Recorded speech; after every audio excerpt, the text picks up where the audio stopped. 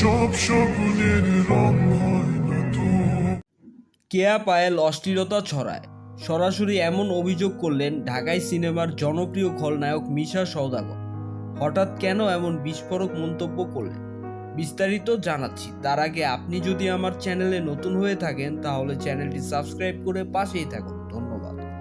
সম্প্রতি এক বক্তব্যে মিশা দাবি করেন পায়েলের কিছু কন্টেন্ট নাকি সীমা ছাড়িয়ে যাচ্ছে এবং এগুলো সমাজে খারাপ প্রভাব ফেলতে পারে। তিনি বলেন, অনেকেই এখন ভিউ আর জনপ্রিয়তার জন্য এমন কন্টেন্ট তৈরি করছে যেগুলো আমাদের সংস্কৃতির সাথে যায় না। এই মন্তব্য প্রকাশ হওয়ার পরই সোশ্যাল মিডিয়ায় শুরু হয় তুমুল বিতর্ক। একদল মানুষ মিশার কথাকে সমর্থন করে বলছেন এখন সত্যি কন্টেন্টের মান নিয়ন্ত্রণ করা দরকার। অন্যদিকে পায়েলের ভক্তরা বলছেন এটা সম্পূর্ণ ব্যক্তিগত স্বাধীনতা এবং আধুনিক সময়ে ফ্যাশন ও লাইফস্টাইল বদলানো স্বাভাবিক।